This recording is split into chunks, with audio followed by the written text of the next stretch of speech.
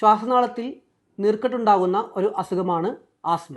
പ്രത്യേകിച്ച് പൊടിപടലങ്ങൾ, അണുബാധകൾ, മറ്റ് ട്രിഗറുകൾ മൂലം ശ്വാസനാളത്തിൽ നീർക്കെട്ടുണ്ടാവുകയും ശ്വാസനാളം ചുരുങ്ങുകയും അതുമൂലം കുറുങ്ങൽ, കഫക്കെട്ട്, ശ്വാസം മുട്ട്, ചുമ ഇതുപോലുള്ള ലക്ഷണങ്ങളോടുകൂടി പ്രത്യക്ഷപ്പെടുകയും ചെയ്ത ഒരു അസുഖമാണ് ആസ്മ. ഇനി ആസ്മ എങ്ങനെ നമുക്ക് വരുതിയിൽ നിർത്താം? പൂർണ്ണമായും വരുതിയിൽ നിർത്താൻ സാധിക്കുകയും നമ്മുടെ ഡേ ടു ഡേ ആക്ടിവിറ്റീസ് എല്ലാം കൃത്യമായി ചെയ്യാൻ സാധിക്കുകയും ചെയ്യുന്ന ഒരു അസുഖമാണ് ആസ്മ.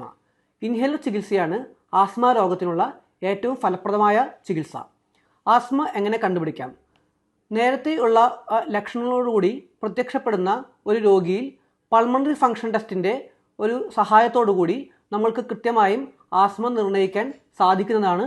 അതോടൊപ്പം തന്നെ മറ്റുള്ള ഫോളോ അപ്പ് എക്സാമിനേഷൻ, അതായത് ആസ്മയുടെ തീവ്രത അളക്കുന്നതിനും അതുപോലെ തന്നെ ആസ്മ രോഗം വരുതിയിലാവുന്നുണ്ടോ എന്ന് പരിശോധിക്കുന്നതിനും പൾമണറി ഫംഗ്ഷൻ ടെസ്റ്റ് ഉപയോഗിക്കാൻ സാധിക്കുന്നതാണ്.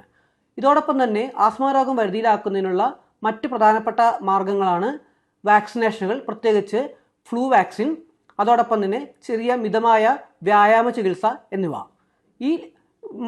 ഇതുപോലെയുള്ള സ്ട്രാറ്റജികൾ ഉപയോഗിച്ച്, അതായത് ഇൻഹേലർ ചികിത്സ, വാക്സിനേഷനുകൾ, ശ്വാസകോശ പുനരധിവാസ ചികിത്സ, ഇവയിലൂടെയെല്ലാം ആസ്മ നമുക്ക് വരുതിയിൽ നിർത്താൻ സാധിക്കും.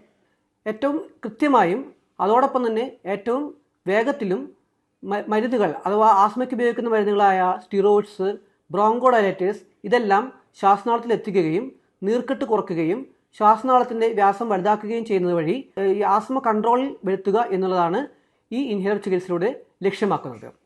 പല കാരണങ്ങളാൽ, പ്രത്യേകിച്ച് കോസ്റ്റ്, അജ്ഞത ഇതുപോലുള്ള കാരണങ്ങളാൽ ഇൻഹേലർ ചികിത്സയോട് മുഖം തിരിക്കുന്ന ആളുകൾ ഇപ്പോഴുമുണ്ട്. എന്നാൽ ഇതിനെല്ലാം മറികടന്നുകൊണ്ട് ഇൻഹേലർ ചികിത്സയുടെ ലഭ്യതയും അതോടൊപ്പം ആസ്മ രോഗികളിൽ എല്ലാവർക്കും ഇൻഹേലർ ചികിത്സ എത്തിക്കുകയും ചെയ്യുക എന്നുള്ളതാണ് ഈ വർഷത്തെ ആസ്മ ദിനാചരണത്തിൻ്റെ സന്ദേശം. ഈ ലക്ഷ്യത്തിനായി നമുക്കെല്ലാവർക്കും പ്രയത്നിക്കാം.